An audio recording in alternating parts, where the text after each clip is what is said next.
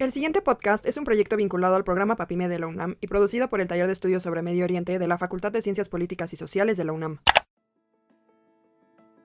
Cuando hablamos a lo largo del día, es posible que no notemos que muchas palabras que usamos tienen raíces provenientes de otras culturas e idiomas. Ejemplo de ello es lo que pasa con el español y la lengua árabe. Términos comunes como almohada, azúcar u ojalá son algunos ejemplos de esta huella lingüística.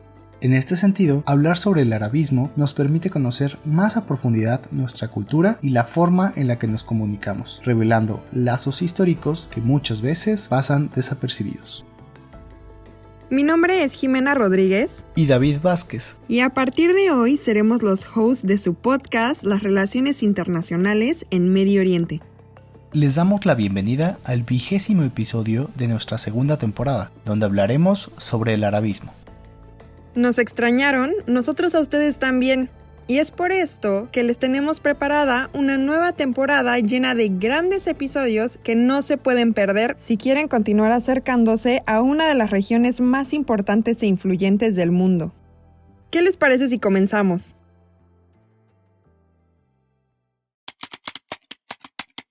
¿Cómo podemos definir al arabismo? ¿Cuál ha sido su impacto en el español o con otras lenguas romances? ¿Y cuáles han sido las contribuciones al arabismo desde México? Para responder esto, hoy nos acompaña Israel Eber, historiador y profesor de árabe.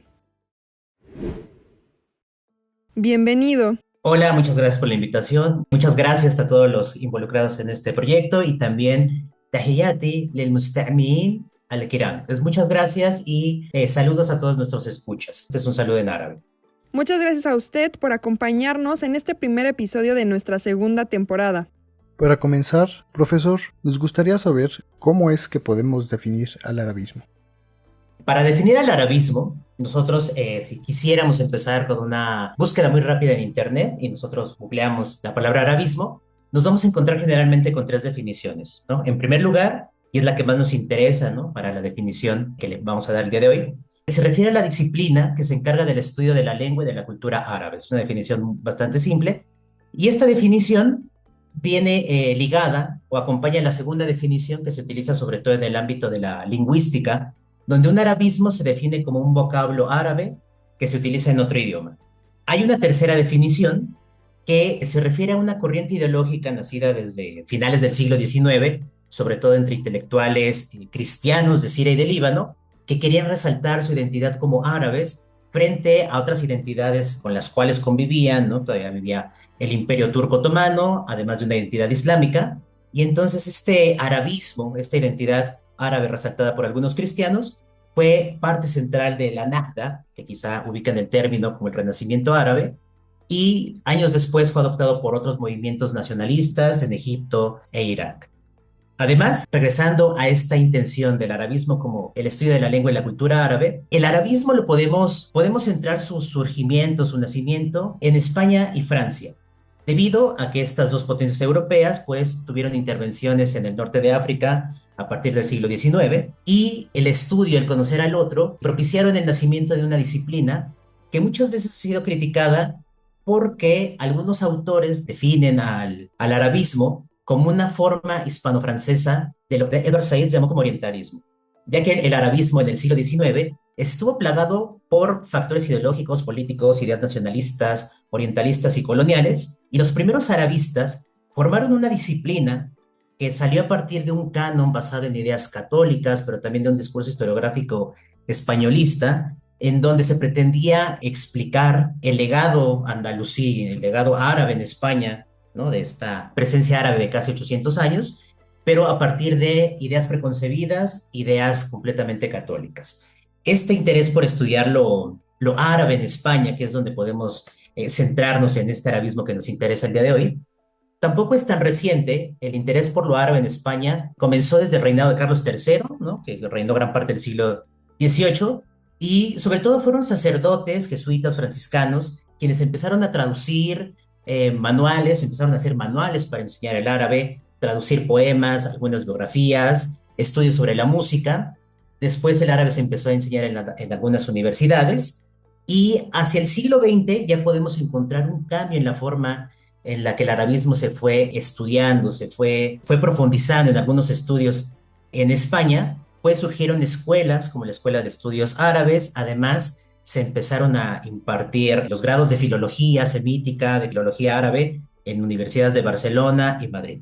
Dentro de este movimiento arabista en España, pues podemos resaltar algunos nombres como Miguel Asín Palacios, Emilio García Gómez, Serafín Fanjul, María de Jesús Viguera, Félix María Pareja, Federico Corriente, que es como todavía una autoridad muy, muy importante para el arabismo, para quienes nos dedicamos a la lengua árabe, y también tenemos algunos otros especialistas como Bernabé López y Walid Saleh, que son un poquito más contemporáneos. Además, también tenemos que decir que este arabismo, aunque lo podemos entrar en España y Francia, pues no es exclusivo de estas latitudes, pues también podemos encontrar arabistas en Estados Unidos, Alemania, Holanda, Italia y por supuesto en nuestro país. Nos ha ofrecido 3 definiciones sobre el arabismo, entre las cuales se encuentra aquella en la que se puede describir como el estudio de la lengua árabe, lo cual podemos ver que se lleva a cabo en España e incluso en nuestro país. Por lo que, teniendo en cuenta estos elementos, yo quisiera preguntarle si sería posible que profundicemos en el aspecto lingüístico del arabismo, esto comparando su impacto en el español con otras lenguas romances. Aquí una breve introducción para darle respuesta a esta pregunta. Como sabemos, pues compartimos muchas palabras con el árabe, pero es importante saber cuándo inició todo esto, y el contacto entre el mundo árabe, islámico y Europa, pues no solamente se remonta a la llegada de los árabes a la actual España, ¿no? Como ya lo hemos mencionado antes, sino que desde el siglo IX de nuestra era ya hay registros de algunos europeos que empezaron a viajar a territorios árabes con la intención de aprender el idioma. Y muchos lo hacían también con la intención de traducir libros, sobre todo científicos, debido a que, como ustedes sabrán, el desarrollo científico en esta era dorada del Islam, las matemáticas, la filosofía, las ciencias en general tuvieron un auge importante que también influyó muchísimo en el pensamiento europeo. Además, también nos encontramos con traducciones de algunos poemas, y también el Corán llegó a ser traducido, sobre todo al latín, por diversos motivos, muchos por mero interés filológico, otros porque siempre se ha visto al Islam como este enemigo directo de la cristiandad. Entonces, durante varios siglos hemos tenido un intercambio intelectual que se suma a relaciones comerciales, incluso cuestiones e incursiones militares, también algunas cuestiones religiosas, y esto provocó que durante varios siglos en toda Europa el árabe tuviera algo de difusión, resaltando países como Francia, Alemania e Italia.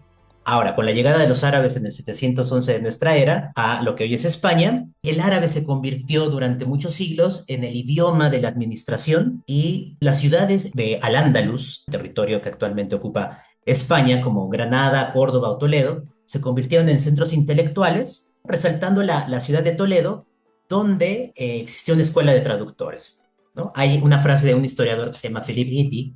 Este historiador afirma que cada vez que los europeos buscaban a alguien, iban a Córdoba, ¿no? Lo resume en una frase que dice que cuando los príncipes de León, Navarra o Barcelona necesitaban un cirujano, un ingeniero, un cantante, un sastre, siempre volteaban hacia a Córdoba, siempre hacia el Andalus. Sin duda, las lenguas romances adoptaron muchas palabras del árabe, y esto es lo que algunos lingüistas denominan como el proceso de integración, donde aparecen nuevas voces, nuevos términos para designar nuevas realidades que se incorporan poco a poco y que conviven en este caso con el español. Ejemplo de ello es que en nuestros días, sobre todo en nuestras universidades, ya es más común utilizar y escuchar términos como hijab, sharia, talibán, madrasa, Corán, Islam, jihad, burka, Allah, ¿no? La propia palabra Allah. Todas estas palabras las empezamos a integrar porque forman parte de nuestra actualidad y nos ayudan a tener un mejor entendimiento de lo que estamos viviendo. Ahora, con respecto a los arabismos en el español, pues como ya es una disciplina que tiene más de un siglo desarrollándose, podemos encontrar que estos arabismos, estos vocablos árabes utilizados en otros idiomas, se dividen en arabismos que son de forma directa, que son aquellos que proceden sobre todo del dialecto árabe que se hablaba en Al-Ándalus, y también vamos a encontrar arabismos indirectos que provienen de Siria, Egipto, ¿no? En realidad de más países árabes, en donde la gente entraba en contacto, sobre todo por cuestiones comerciales. Los arabismos para su estudio se han ido dividiendo en campos semánticos. Por ejemplo, utilizamos todos los días palabras relacionadas a nuestra vida diaria como aldea, barrio. En el comercio tenemos palabras como aduana, tarifa, alquiler, oficios como albañil, alfarero. En la construcción, pues tenemos adobe, alcantarilla, zaguán. En la cuestión, por ejemplo, de los árboles, frutas, verduras, aceite, aceituna, albahaca, algodón, azúcar, arroz. Y así podríamos seguir mencionando muchos arabismos que utilizamos en nuestro día a día, porque el español, pues sin duda fue el idioma que tuvo una mayor herencia. Los cálculos no son tan precisos, pero se maneja la cifra de 4.000 arabismos en nuestro idioma, que eso equivaldría probablemente al 8% del total de las palabras que tenemos, según algunos lingüistas, pero también muchas de estas palabras están en desuso, ya son arcaísmos, son palabras que ya no son tan comúnmente escuchadas.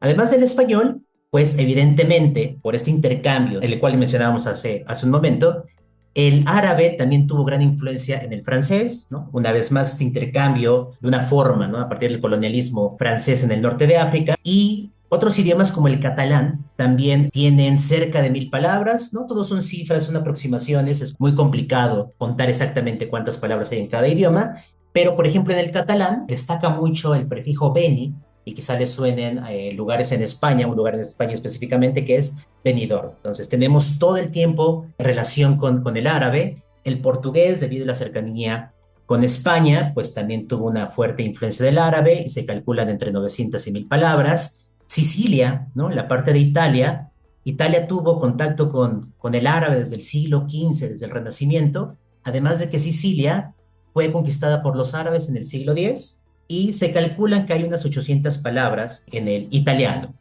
Ahora, nunca está de más decir que el árabe en realidad tiene una influencia gigante, no solamente en la lengua romance, sino que influye otros idiomas como el persa, el turco, el urdu, el malayo, el rumano, búlgaro, incluso en el inglés. Y también, para cerrar esta pregunta, me gustaría resaltar el idioma maltés, que es un idioma bastante desconocido, pero también bastante curioso, porque es un idioma pues, que se habla en Europa, pero al mismo tiempo es una lengua semita, pero es la única lengua semita que utiliza el alfabeto latino. Entonces, como pueden ver, estamos llenos de arabismos en distintos idiomas y pues el español es uno de los idiomas que más se benefició por esta herencia de 800 años en la península ibérica. Profesor, ya nos ha dado bastantes pistas sobre la influencia del árabe en la lengua española, pero en el caso concreto de nuestro país, ¿cuáles han sido las contribuciones al arabismo desde México? Desde México, ¿no? México es una disciplina que sigue en formación, ¿no? Y los estudiosos en estos temas del Medio Oriente, del árabe, podríamos considerar los arabistas mexicanos, habría que preguntarle a algunos si aceptan este término o no, pero la mayoría de los estudiosos en nuestro país pues centran sus esfuerzos en temas geopolíticos. Las investigaciones, el mayor número de investigaciones se centran en cuestiones de geopolítica. Sin embargo, podemos rastrear algunos esfuerzos por estudiar, difundir la cultura y el idioma árabe desde inicios del siglo XX, y estos esfuerzos están directamente relacionados con la migración libanesa que llegó a nuestro país desde tiempos del Porfiriato. Por ejemplo, en 1920, en esta década, un grupo de intelectuales libaneses, periodistas, escritores, se empezaron a reunir con la intención de formar una liga literaria, imitando a otras ligas de migrantes árabes que se empezaron a reunir, sobre todo en Estados Unidos. Entonces, en nuestro país, desde la década de los años 20 del siglo pasado, pues podemos encontrar periódicos, revistas en lengua árabe, ¿no? Destacan personajes como José Elu, ¿no? El apellido Helu sigue siendo importante en la vida social y económica de nuestro país. Otro personaje como Caim Leonardo Shafik, él fue el primer traductor de las obras de Jalil Gibran en nuestro país. Otro periodista que escribía en el Universal llamado Ghanem Nasre, y podemos encontrar más traductores que no todos ellos se centraron en la Ciudad de México, debido a que sabrán, o podemos resumir brevemente, que el mayor número de migrantes libaneses en nuestro país pues se concentraron en Veracruz, en Puebla, y después llegaron a la Ciudad de México. También es curioso que hubo un periódico que se hacía de forma casera llamado el periódico Al-Gurbal, donde se dictaban clases de árabe. En el periódico eran entregas no tan frecuentes porque era un periódico hecho de manera artesanal prácticamente, pero se enseñaba o se buscaba enseñar el árabe. Y también tenemos algunas otras personalidades como la escritora Magdalena Navarra, que empezó a escribir novelas con un corte un tanto orientalista, porque seguía hablando con estas ideas de que el Medio Oriente era algo exótico, sensual, ¿no? Lleno de camellos y turbantes, pero bueno, es un intento por acercar a los mexicanos a estas realidades en el Medio Oriente. También durante la primera mitad del siglo XX hay una figura bastante peculiar que no llegó con esta migración de libaneses, sino fue un exmilitar español de nombre Mariano Fernández Barbiela, que era especialista en la lengua árabe y publicó por ahí un manual para aprender el árabe y también se dedicó a hacer algunas traducciones. Ya hacia la segunda mitad del siglo XX, pues el arabismo en México, los estudios de lo árabe en nuestro país, se centraron en dos instituciones que siguen siendo las referencias obligadas al tratar o al estudiar cuestiones del mundo árabe islámico, que son la UNAM y el Colegio de México. En la década de 1950, el árabe ya se empezó a estudiar en la Facultad de Filosofía y Letras. En la década de los 60, específicamente en el 63, encontramos la primera tesis de licenciatura proveniente de un arquitecto que habla sobre un proyecto para construir un centro de cultura árabe cuya finalidad era la difusión del idioma y de la cultura, ¿no? Era un migrante libanés o hijo de migrantes libaneses, no nos queda muy claro, pero ya hay un primer intento desde los años 60. También en esa misma década de los 60 se empieza a estudiar y enseñar el árabe en el Centro de Estudios de Asia y África del Colegio de México, que acaba de ser creado, y en 1900, en la década de los 70, se empieza a enseñar el árabe en la que hoy conocemos como la Escuela Nacional de Lenguas, Lingüística y Traducción. Entonces, en estas instituciones donde se centra la enseñanza, el estudio de la cuestión árabe en nuestro país, pues han pasado por lo menos 2 docenas de profesores y de entre ellos destacan personajes como María Shuairiya, fue una mujer libanesa que enseñó el árabe por más de 30 años, también Mahmoud Ali Maki, quizá para muchos, ¿no? Algunos profesores actuales, él fue el primer profesor de árabe estándar en el Colegio de México. También tenemos a Montserrat Rabadán, a José Luis López Javid, Khaled Chami e Ikram Antaki. Entonces, como les mencioné hace un momento, el arabismo, al ser una disciplina tan nueva en nuestro país, debido a que no tenemos espacios, no tenemos un grado para seguir profundizando en el estudio del mundo árabe, pues es una disciplina en constante creación. Sin embargo, han existido arabistas excepcionales como Fernando Cisneros, Manuel Ruiz Figueroa, Rubén Chuaki. Y también, para ir finalizando, me gustaría destacar los esfuerzos de personajes que están un tanto alejados del mundo árabe, como Elías Trabulce. Elías Trabulce es un historiador que se ha dedicado a cuestiones, por ejemplo, el estudio de Sor Juana Inés de la Cruz, le interesa mucho el estudio de la ciencia, pero gracias a los esfuerzos de este personaje, podemos tener disponible la publicación de la obra de Ibn Khaldun, que tomó, ¿no?, de una traducción de un traductor llamado Juan Férez, y Elías Trabulce hizo posible la aparición de esta edición en español. Y en nuestros días, ¿no?, seguimos generando estos conocimientos con algunos académicos dentro de estas dos instituciones, pero fuera de estas instituciones también podemos resaltar a personajes como Nabil Chartouni. La familia Chartouni tiene una fama importante dentro de la comunidad libanesa, pero él hizo un diccionario de árabe coloquial y también tiene un libro de gramática para aprender el árabe libanés específicamente. Y a últimas fechas, pues hemos encontrado otros personajes como León Rodríguez Zahar, quien hace no mucho publicó o reeditó un libro que se llama El arte islámico como una educación del paraíso. Y también podemos encontrar en otras universidades personajes como Luis Javier López Farhat, quien es un filósofo que se ha centrado en los últimos años en la historia de la filosofía islámica y en general de la historia intelectual del Medio Oriente. Profesor Shukran, muchas gracias por acompañarnos a lo largo de este episodio en este inicio de temporada. Ha sido un placer poder escucharlo.